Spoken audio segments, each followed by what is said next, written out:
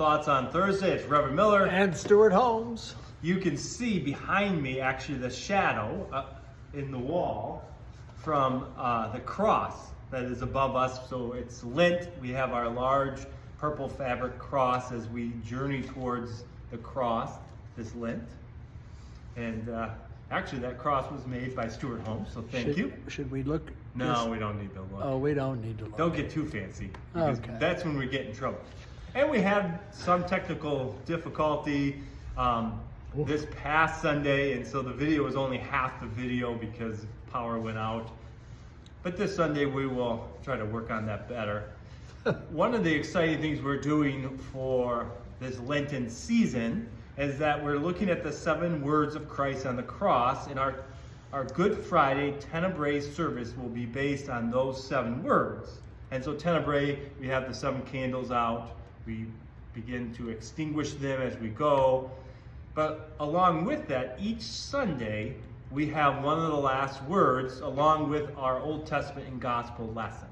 And it kind of does an interesting thing, because we're still really starting at the beginning of the Gospel of Mark and getting about midway through, at least on the Lenten Sundays, but then we get to see the end.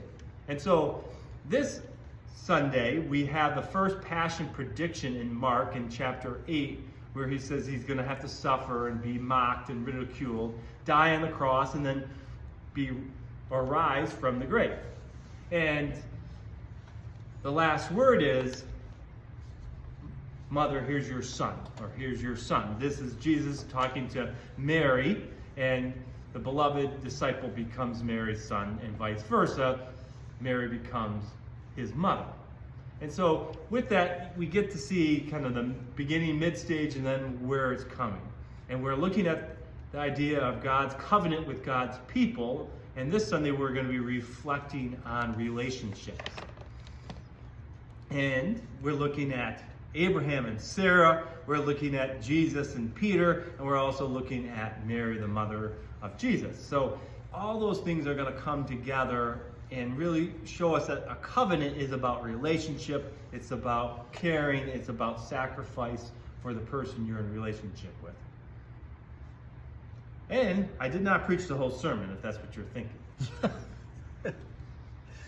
And we're going to reflect a little bit at the end on Mary, and it's just been some new ideas about that. So, those are my thoughts, that's it. Whoa.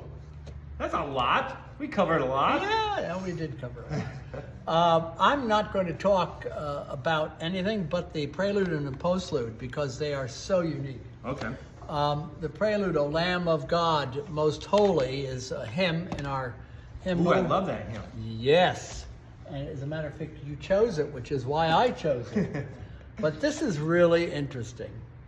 Bach was a consummate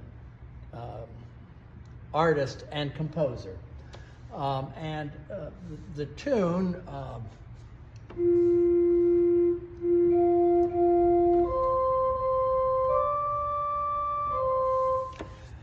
he takes that tune and he plays it in canon. So he's playing in the pedal,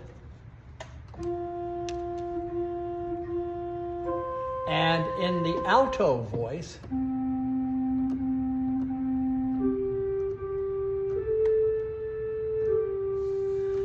and then he has an accompaniment figure that goes with those 2 voices.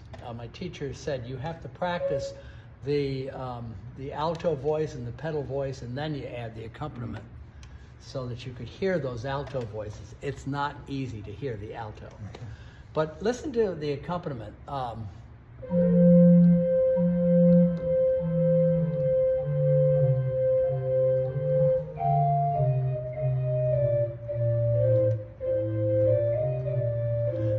And I hope that brings to mind just that weight of suffering, grieving. It's often used, that motif of 1, 2, 1, 2, 1, 2. So you can almost hear that, and as it goes into the 2 voices, and then the regular and the alto comes in.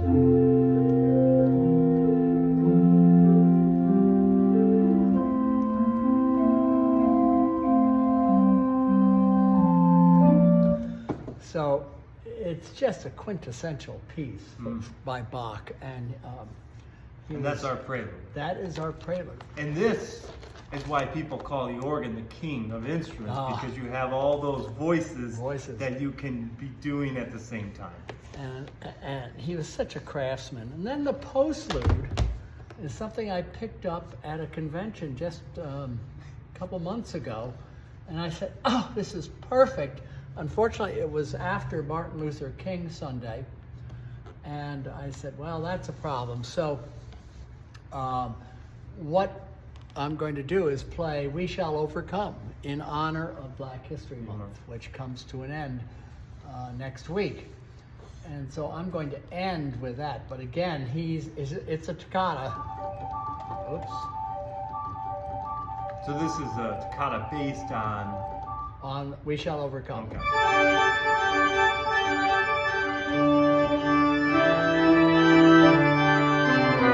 And he develops that into a magnificent piece that is going to utilize all of the organ that we have. So. And does toccata mean blow the congregation out with the organ? Is that what that means? Not with the organ, just blow the congregation out. Okay. Because it's going to be big, right? It's going to be big.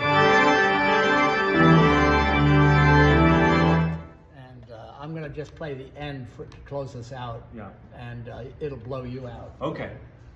So that is our thoughts. So the music has layers. The sermon has layers.